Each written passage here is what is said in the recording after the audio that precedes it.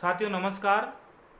साथियों, अपने इस बिजनेस में सक्सेस होने के लिए मैं आपको 4 मंत्र दूंगा। इस 4 मंत्र को आपने सही तरीके से फॉलो कर दिया, सही तरीके से इनके पद चिन्हों पे आप चल गए तो कोई भी दुनिया में ऐसा माई का लाल पैदा नहीं हुआ जो आपको हरा सके। बिल्कुल सही कह रहा हूं दोस्तों। लेकिन 4 पद चिन्हों पे, 4 सूत्र पे आपको चलना पड़ेगा। और वो सूत्र दोस्तों आपके जो अपलाइन ने बार बार बताते रहते हैं, लेकिन अपन उनको फॉलो नहीं करते हैं। सोच के देखिए दोस्तों, अगर आपका अपलाइन इतनी सी बात बताता है और उसको आप फॉलो करो तो मैं गारंटी से वादा करता हूं बीएचजीएफ में कभी असफल नहीं हो सकते हो, आप सफलता की ओर जाओगे। लेकिन क्या करना है, आपको उनको फॉलो करना है। अब वो 4 मंत्र कौन से है, 4 मंत्र लास्ट एंड वीडियो तक देखना कि 4 मंत्र कौन से है और कैसे कैसे वो काम करते हैं। दोस्तों, डायरेक्ट सेलिंग बीएचजीएफ में आपको कैसे काम करना। सबसे पहले बीएचजीएफ ये बोलती है, क्या आपको मेरे ऊपर विश्वास है? क्या आपको मेरे ऊपर विश्वास है? क्या मेरे डिस्ट्रीब्यूटर पे आपको विश्वास है? सबसे पहले मैंने ये बोला, क्या आपको मेरे ऊपर विश्वास है? दोस्तों, सबसे मेन अहम बात ये होती है कि अपन को विश्वास नहीं होता। विश्वास इस वजह से नहीं होता है, विश्वास अपने आप पे नहीं होता कि मैं इस काम को करके जीत सकता हूं। सोच के देखिए दोस्तों, आज बड़े बड़े लोगों ने, राइट बंधुओं ने हेलीकॉप्टर उड़ाया, थॉमस अल्वा एडिसन ने बल्ब बनाया, तो उनको अपने आप पे विश्वास था। सारी दुनिया ने उनको पागल बोला, लेकिन उनको अपने आप पे विश्वास था, अपने कार्य पे विश्वास था। तब जाके दोस्तों वो थोड़ा सा आगे बढ़े। थोड़ा सा आगे नहीं दोस्तों, वो इतना आगे बढ़े कि आज उनका नाम चलता, आज धरती पे नहीं है फिर भी उनका नाम चलता है। तो दोस्तों, पहला सबसे पॉइंट, मेन अहम बात होती है वो अपना विश्वास होना चाहिए। अगर आपका विश्वास डगमगा चुका है तो दोस्तों कोई गारंटी नहीं है आपको बिजनेस में सफल होने की। मैं भी नहीं कह सकता हूं, आपका अपलाइन भी आपका साथ छोड़ जाएगा अगर विश्वास आपका उठ जाएगा। तो विश्वास ऐसे होता है दोस्तों, आज सोच के देखिए, एक पिता अपने बच्चे पे विश्वास करता है कि ये बड़ा होएगा और मेरे को रोटी देगा। क्या विश्वास होता ही नहीं होता? अपने बच्चों पे ऊपर विश्वास होता है कि ये बड़ा होके अपना घर बनाएगा, अपनी इज्जत को संवारेगा, अपनी इज्जत और बनाएगा। एक विश्वास होता है। क्या पता दोस्तों वो इज्जत बिगाड़ भी सकता है।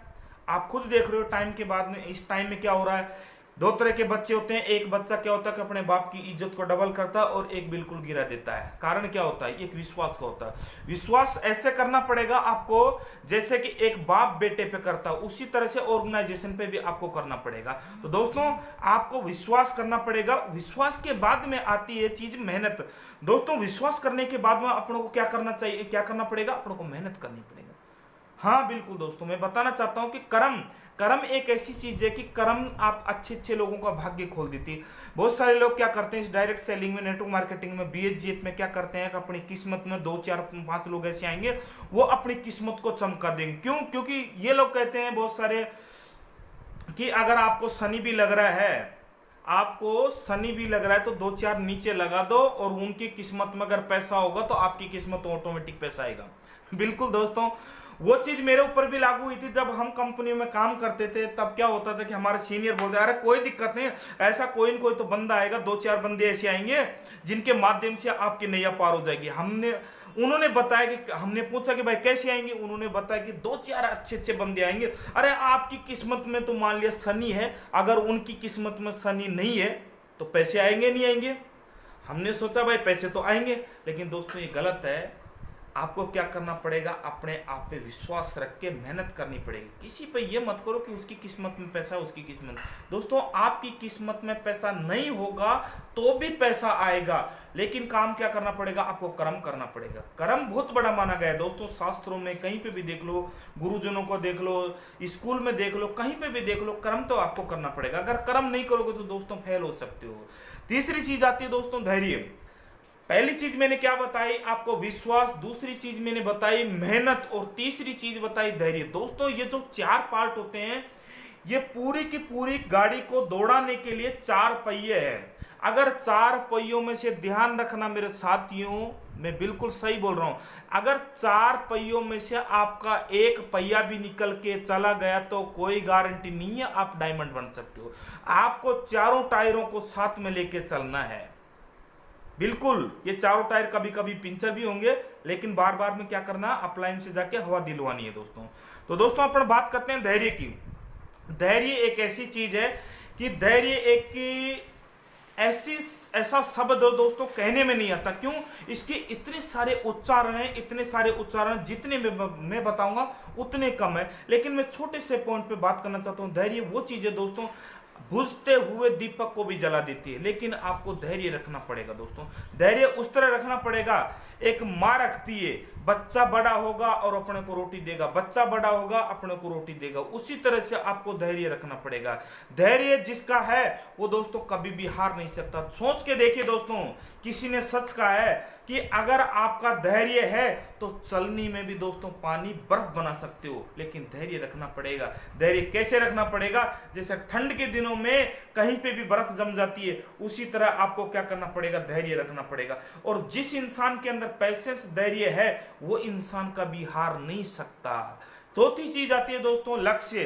अगर आपका धैर्य के बाद में लक्ष्य सही है तो ये दोस्तों लास्ट एंड मेन पार्ट है। अगर आपका लक्ष्य सही है तो कोई माई का लाल आपको इधर उधर भटका नहीं सकता। दोस्तों इन चारों चीजों में मैंने ऐसी ऐसी बातें बोल दी जो आपको पता नहीं है। आपको ऐसी ऐसी बातें उभर के आएगी, इसमें से आपको निकलेगा बात तो सही है। अब मैं आपको लक्ष्य के बारे में बताना चाहता हूं दोस्तों। लक्ष्य क्या होता है? सपना। जैसे आपका सपने के बारे में बात करते हैं, आपका जैसे सपना नजर आएगा उसमें आपकी मेहनत भी नजर आ जाए। क्यों? क्योंकि लक्ष्य तब काम करता, तब मेहनत करोगे तब लक्ष्य काम करेगा। तो उसमें मेहनत भी काम आ जाएगी, विश्वास भी काम करेगा, धैर्य भी काम करेगा। तो इनको क्या करना दोस्तों, चारों पार्ट को आपको साथ में लेकर चलना।